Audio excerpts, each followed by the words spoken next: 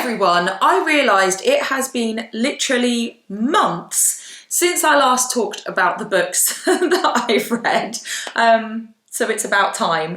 I changed from doing monthly wrap-ups to doing like recent reads because I found I was just putting a little bit too much pressure on myself.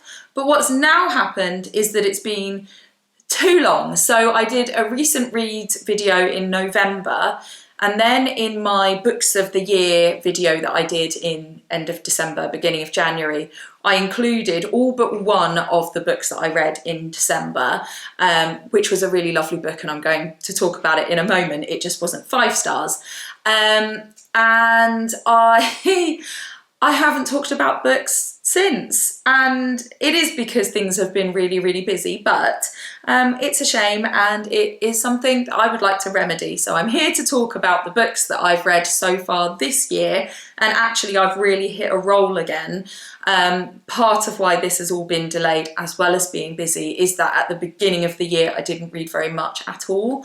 And yeah, I want to talk about this more regularly. I don't think I want to go back to monthly reads, although let me know if you'd like to see that coming back. But yeah, I just definitely want to talk about the books I'm reading more.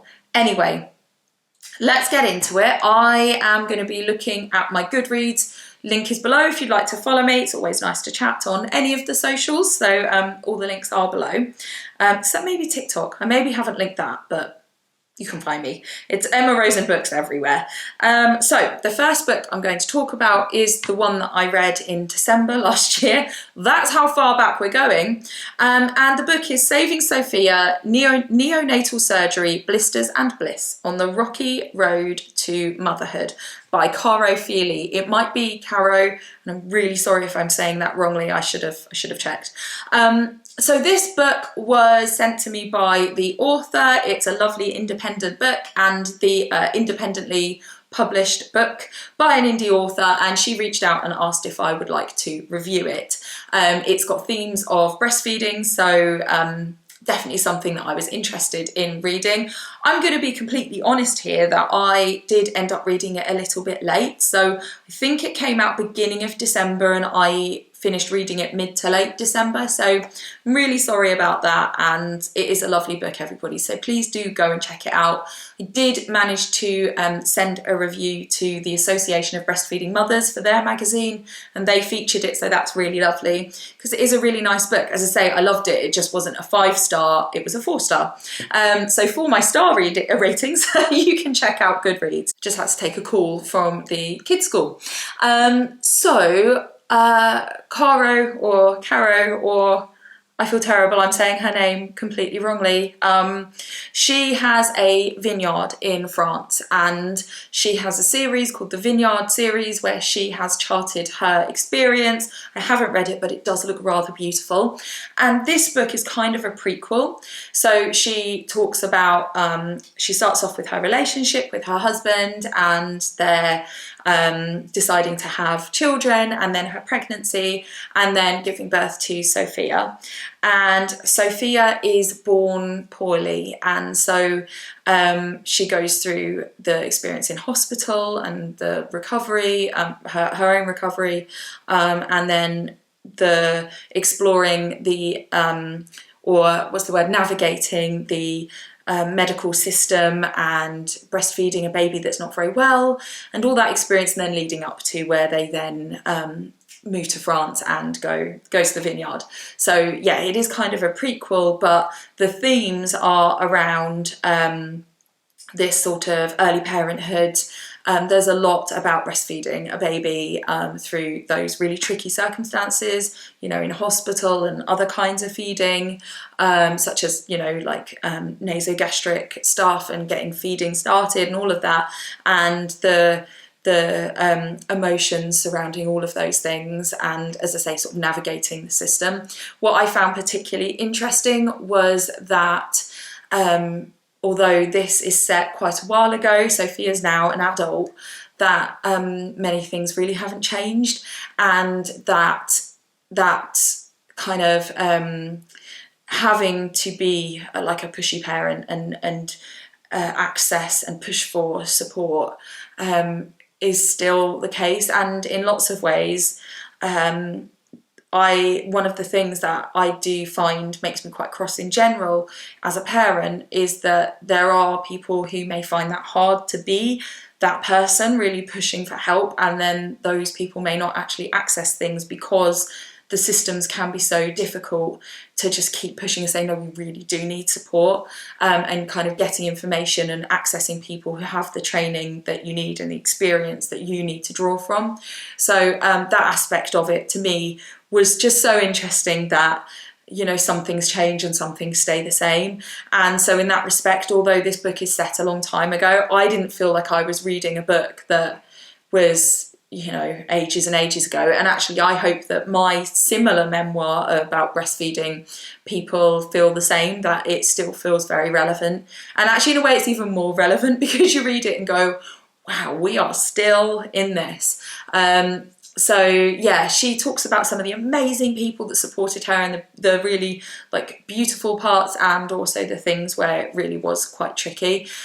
So if that is something that you would like to read, she's a fellow indie, do go and support her. It was a really well written book. I loved her style of writing. She's Irish, so it starts off in Ireland and then she moves to France, and definitely check out her Vineyard series as well. It's on my to read list because, I mean, who doesn't want to read a book about starting your own vineyard? That to me just sounds lovely. I love a bit of travel. I love a bit of independent authoring. So yeah, so I really enjoyed that. As I say, it was a 4-star, so that's why I didn't talk about it in December.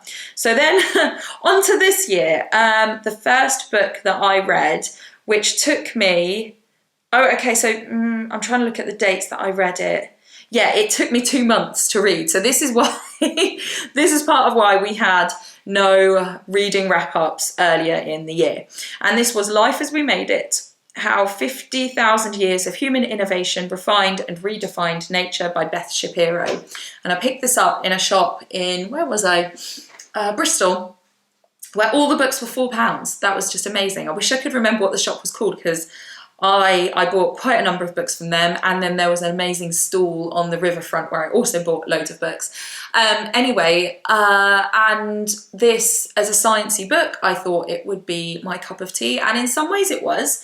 There were definitely some interesting parts, but I was busy, so I wasn't, my head wasn't in the game of wanting to read and having lots of time to read. So that's part of why it took me so long, but I did also find it quite hard going. So Beth has a particular interest in buffalo, and so a lot of the examples and experiences are drawn from like her work on buffalo. But so she'll give like an interaction with a scientist or with like out in the wild looking at creatures, particularly buffalo, and then she talks about some science behind it. And I think some of the science she talked about I already knew. I'm a biology teacher, so I wasn't like, when I read those kind of books I want to be kind of wow, so I kind of wasn't, and I think because it wasn't a sort of a species, there were bits that I definitely found interesting, but I just wasn't wow, and that made it really difficult to be drawn into something that was quite dense and complicated in parts. And as I say, I also was in a headspace where probably should have read something a bit lighter. So if you know me and you've watched these before, you'll know that I read one book at a time, and I'm quite, you know, thing about it. So my dog's just started moving, so she's probably going to come and bother us in a moment, one of my dogs. So yeah, I think there were interesting bits and pieces. I gave it 3 stars. It just took me quite a long time and probably wasn't the book I should have been reading at that time. The next book that I read when I finished off that one was Where We Belong by Anstey Harris. Now, Anstey used to be a local author to me. She now lives in Scotland. I've read one of her books before, and she used to be, I've never actually met her, but she was one of those people you're like aware of in the local author circuit, as it were. And so I saw this one and I picked it up because I wanted to read another of her books. And she drew inspiration from a local, what would you call it? Not tourist attraction. a museum. It is a museum, the Powell Cotton Museum, and it's on this beautiful park called Quex Park. I haven't actually been to the Powell Cotton Museum, but I have been to Quex Park. But it's this big old country house with park around it and beautiful gardens, and this family lived there. So she sort of drew on going to visit that place, but the book is fictional. So in the book you have a lady whose partner has passed away, and it's her and her son, and her partner was heir to this estate, and so her son is heir to this estate, and so and she loses her flat or her house for some reason, forget why, and so she ends up moving to the estate because she kind of has nowhere else to go. And what is initially a short-term thing, she totally falls in love with it, and it's about her discovering her family and her found family and her sort of place and her passion, and all of this is set within this museum. And I really liked it. I loved the characters. I really like Anstey Harris's writing. It was really easy to read and exactly what I needed after one that took me a bit longer. I definitely recommend picking up her books. My review, I put devoured it. Great characters, lovely pace. And yeah, just a really nice fiction palette cleanser, as it were. So that was 4 stars. Definitely like that, and do check out Anstey. I will link these below, and I'll do a bookshop.org link. So if you want to have a look at any information that's there, but also if you choose to buy through there, it's an affiliate link, so I do make a little teeny weeny commission, and also it supports independent bookshops, so do take a look if you would like to. The next book that I read since the last time I did one of these was More Than a Woman by Moran. I got this. I don't know why I always tell you where I got these books, but I like to. This was at one of those, the chickens have started. Apologies if you can hear them squawking. I got this at one of those charity book stand things at the supermarket. I quite like Moran, so I just picked it up. And it is based on her as a middle-aged woman. So I've read a couple of her others. I've read Moran Anthology. I've read, is it How to Make a Girl or something like that? I've read a couple. But this one was, yeah, sort of middle-aged, marriage, parenting, feminism. So yeah, I felt that I just turned 40, by the way. This is my first video as a 40-year-old. How exciting. So yeah, it felt like, you know, being in the age range that I'm in, and it felt very relevant. I felt she really wrote with so much heart. She does put a lot of humour into her books, and there always is a lot of personal stuff. There was just a real rawness, I think, to this that was more so than her others, and definitely my favourite of her books. How many stars have I given it? 4 again. So really enjoyed it, just not a total favourite of all my books. Definitely a really good one. If you're a middle-aged woman, you like Moran, you like a bit of feminism, give it a read. It's all about her own experiences and her thoughts and reflections, and this one I just really felt I responded to. So yeah, definitely really enjoyed that one. The next one I read, I guess I don't have it, I thought I did, was Other Minds, The Octopus, the Sea and the Deep Origins of Consciousness. I can't remember where I got this one, but I'd wanted to read it for ages since it came out, and I saw it somewhere and was like, oh, I'll get that.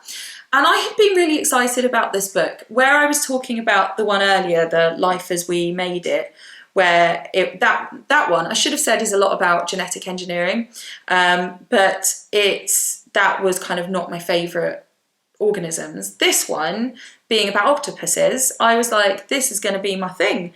And it talks about octopus brains and human brains and interactions with octopuses, and looking at sort of neurology of all organisms, but looking at something, I mean, it's not primitive, but an octopus obviously has a very different kind of consciousness and brain and neural structure to a human, and sort of examining the natural world that way. I thought it sounded amazing. I found it quite hard going. I found it really, really dense. What have I written? What's my review? Have I put a review? It doesn't look like I have. Edit your review. Interesting. Brilliant. What a review. By the way, my reviews are short and sweet on Goodreads. Yeah, it was interesting. I just found it a bit hard going, and I remember there being a lot of conversations with other scientists that again, it just didn't give me wow. I was like, interesting, but not that kind of passion that I really love from a non-fiction book where I want to walk away from it and go, wow, and I learned this, and this was so cool, and this was amazing. I thought it would be that, and it wasn't. It was all right. So 3 stars for me. Yeah, it was okay, but didn't love it.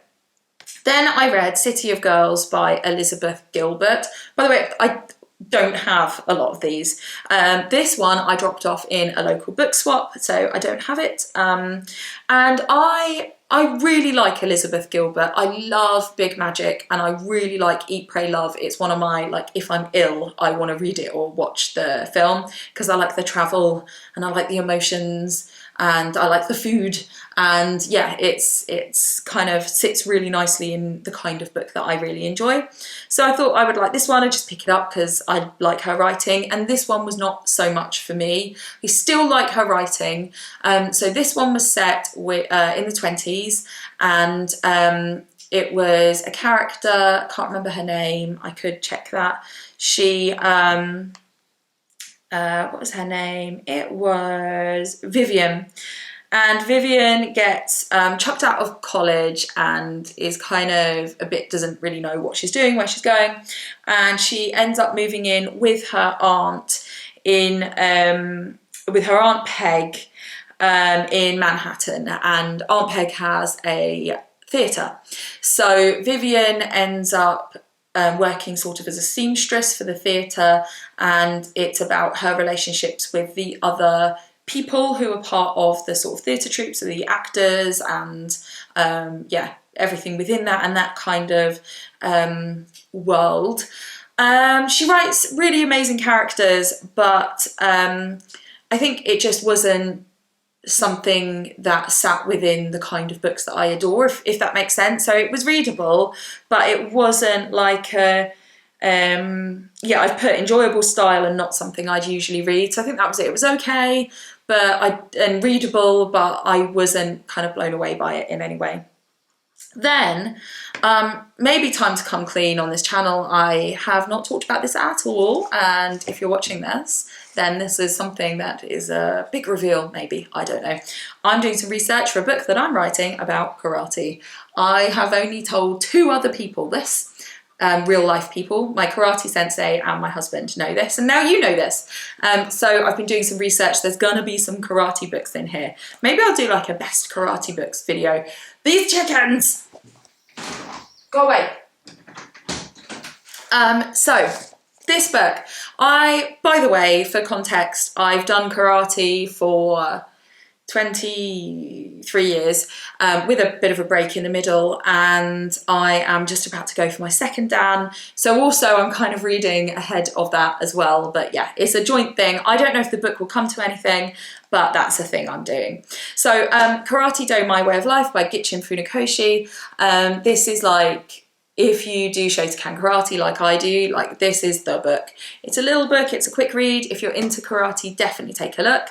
It is about Funakoshi sensei's life and how he got into karate, and how karate has sort of informed everything in his life, how it changed who he was, how he feels that it is a huge part of developing your own character, the sort of impact that karate has over everything, which is definitely something I feel very interesting in the respect of the sort of historical time. He was born in 18 something, I forget now, I want to say 68, but I feel like I might be making that up. Anyway, in like 1868. Check me out. And he was born into a samurai family, and karate at that time was secret, and so he would be like training at night. But yeah, he talks about some of the political situation in Japan and, well, in Okinawa. And yeah, very interesting as well in terms of the historical and cultural setting as well. So literally a really quick read. It's a very little book, but very, very good. If you like your martial arts, give it a read. Then, and that was 5 stars. I've read it before. I read it when I was about 20 and I loved it then as well. I actually bought it because my daughter might read it. I don't know if she'd get through it, but... Then I read A Street Cat Named Bob, How One Man and His Cat Found Hope on the Street by James Bowen. And this book, again, has been on my radar for a long time. I read this on holiday. I took it with me. And so my brother lives in London and he told me about this cat, like, I think even before the book came out.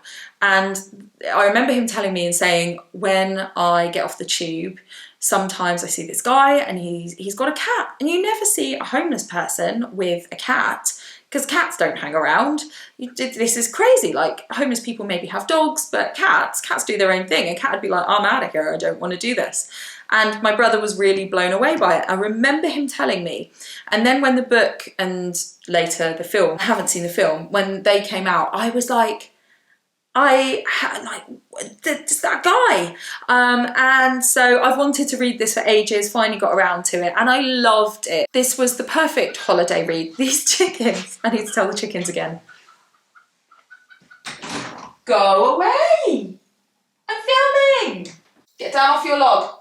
Anyway, so this is autobiographical and James talks about how he came across the cat, how Bob the cat was really unlike any other cat he'd ever met, and then how having this cat, I mean really the cat kind of adopted him, and how having the responsibility for this cat really helped him to completely turn his life around. And it's heartwarming and it's just, yeah, it's so lovely and such a brilliant story. And frankly, I think I put on here, we don't deserve animals. It's just, you know, pets,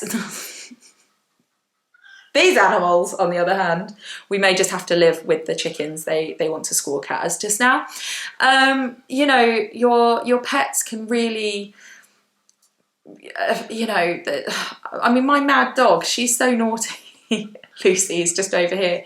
But she just makes us laugh. She definitely brings a lot of lightness into our life. And pets, you know, you just think, oh, it's just a dog, it's just a cat, it's just whatever. But they really, you know, they're amazing. And so if you're an animal lover, definitely check out Bob the Cat. What is it called? A Street Cat Called Bob. It's lovely. 5-star read for me. The next one was called Secondhand Heart by Catherine Ryan Hyde. And this was one that I got at the book swap on holiday because I'd finished my book, so I got another one. And I did not really like this book. So the story is there's a character called Viva, maybe? Was that her name? She's called Vida, that was it. I knew it wasn't quite right. Vida is like 18 or so, 19. And she has a heart condition and she, at the start of the book, has literally, you know, days to live. She's really waiting for a transplant. And then she gets a transplant from a lady who has passed away in a car accident, and her husband knows, because I think you don't always know, there's like a donor privacy anonymity thing, although this is set in America, so I don't know. He knows that Vida is the person who accepted the heart, and he goes and meets Vida, and it follows their relationship. And it was very readable. I read it like that, and in terms of a holiday read, I guess, you know, that's kind of what you want. But it was just, the relationship is so icky, and because the guy is like, I can't remember how old he is. I don't have, right, he's 36. I don't have an issue with age gap relationships at all. But she's this very, very sick, vulnerable girl who has basically just lived in quite a closeted, her mum's like really protective. And doesn't kind of know anything of the world. And then it's about how people take on cellular memory. So Vida has memories and emotions that belong to the lady who died, and Richard is drawn to her. And it just felt really uncomfortable. And I get what the author was trying to do, and there is stuff out there of people going, yeah, like, I suddenly loved their favourite food, or I recognised things, and I get that. As a scientist, I struggle with it, but I could see what she was trying to do. But that relationship between them, you know, it's icky. And so 2 stars, because I wasn't okay with that. And he, as a 36-year-old man, should have backed off. The next book, The Eloquence of the Sardine. I have this one. The Secret Life of Fish and Other Underwater Mysteries. I bought this in Waterstones. It was £5, and I was like, this is a beautiful book. I don't even care what it's about, I'm buying it. So that was that. And I really loved it. So it's about all different creatures, and it starts off with a sardine, and with an interaction with a sardine. And it kind of goes through lots of marine biology, which is obviously what I love, but the writing is stunning. This gave me the wow. This gave me the, like, oh, that's amazing. And it gave me that. It's beautifully written. It really evokes what is, for me, you know, the beauty and wonder of the sea. It brought in things like philosophers and stuff. It's got little pictures of fish in it. I liked it. Very much my bag. It's by Bill Francois, and I gave it, did I give it 5 stars? I gave it 4 stars. Okay, well, who am I to argue? Right, the next book is this one, A Real Woman in Karate. As I said, I'm reading all the karate books at the moment. This is by Clare Potter. This is independently published.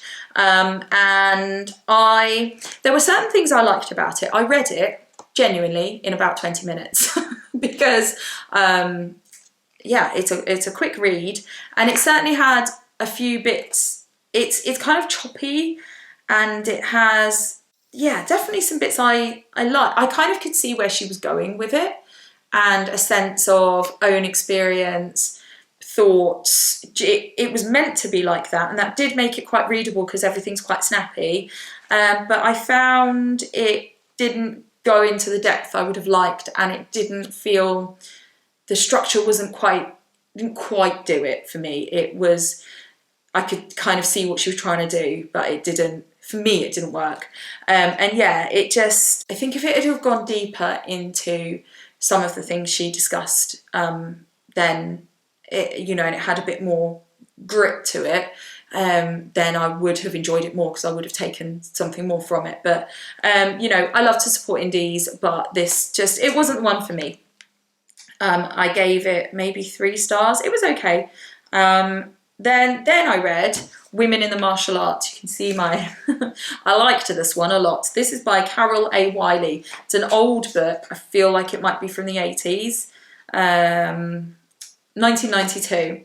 And it is a series of essays by women from different martial arts. So a lot of them are from Tai Chi, and I'm trying to remember, quite a few from Aikido, but a whole series of essays. And again, if you're into your martial arts, really good. It really explores lots of different things, and because it's lots of different people's voices, has different styles, different approaches, different people's reasons for why they've come into the martial arts, what martial arts gives them, why it's important, what they've discovered from their martial arts. It's like own experience, it's reflection, and these are like some really serious, senior practitioners. So an older book, but definitely stands up to the test of time. I really liked it. I took a lot from that book. Then I read Many Different Kinds of Love, A Story of Life, Death and the NHS by... Okay, do you know what? I'm going to publicly say what I sometimes say. So I get asked a lot if I'm related to Michael Rosen. I'm not, in no way that I'm aware of. Obviously, Rosen is my husband's family's name.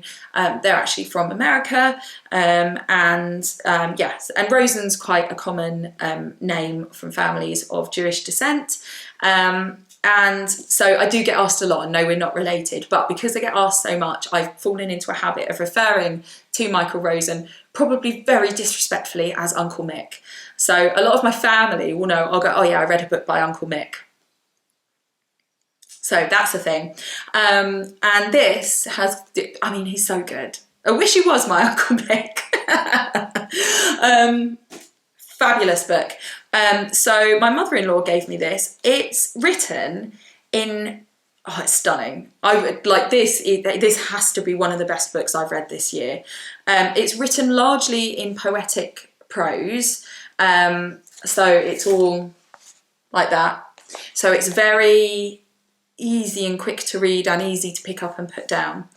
It starts off with when Michael went to hospital with COVID just before lockdown, and he was extremely poorly. So it starts off with him being ill. Then the story is told through letters from the medical professionals that looked after him, which is some real, like, that's some stuff to read. I mean, it's beautiful.